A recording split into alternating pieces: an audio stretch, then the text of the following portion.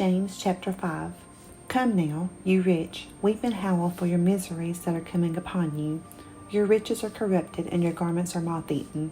Your gold and silver are corroded, and their corrosion will be a witness against you, and will eat your flesh like fire.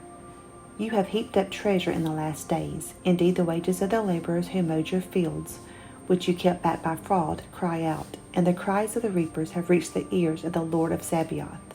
You have lived on the earth in pleasure and luxury. You have fattened your hearts as in a day of slaughter. You have condemned, you have murdered the just. He does not resist you. Therefore be patient, brethren, until the coming of the Lord.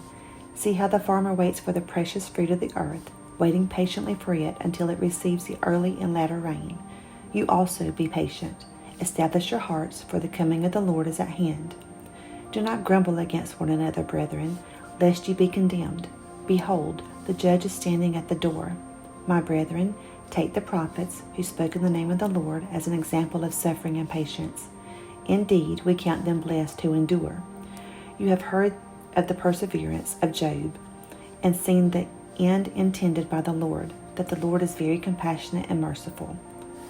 But above all, my brethren, do not swear, either by heaven or by earth, or with any other oath. But let your yes be yes, and your no, no, lest you fall into judgment. Is anyone among you suffering? Let him pray. Is anyone cheerful? Let him sing psalms. Is anyone among you sick? Let him call for the elders of the church, and let them pray over him, anointing him with oil in the name of the Lord. And the prayer of faith will save the sick, and the Lord will raise him up. And if he has committed sins, he will be forgiven. Confess your trespasses to one another, and pray for one another, that you may be healed. The effective, fervent prayer of a righteous man avails much.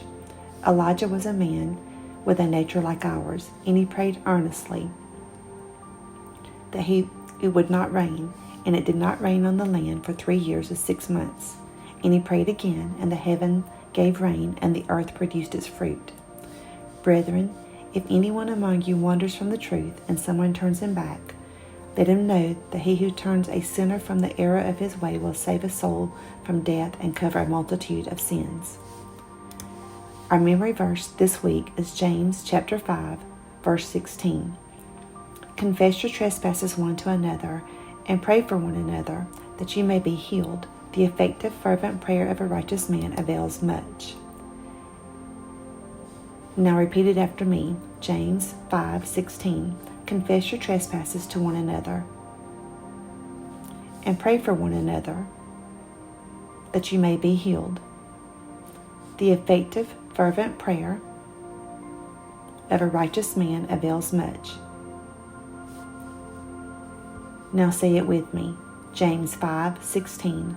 Confess your trespasses to one another, and pray for one another, that you may be healed. The effective, fervent prayer of a righteous man avails much. Our confession this week is, I will wait patiently for you, my Lord. I will persevere, and you will be merciful and compassionate. Today, I will pray for my family and friends. If I am attacked with sickness in my body, I will take authority over the sickness, call for the elders of the church to pray for me, and believe God for my complete healing.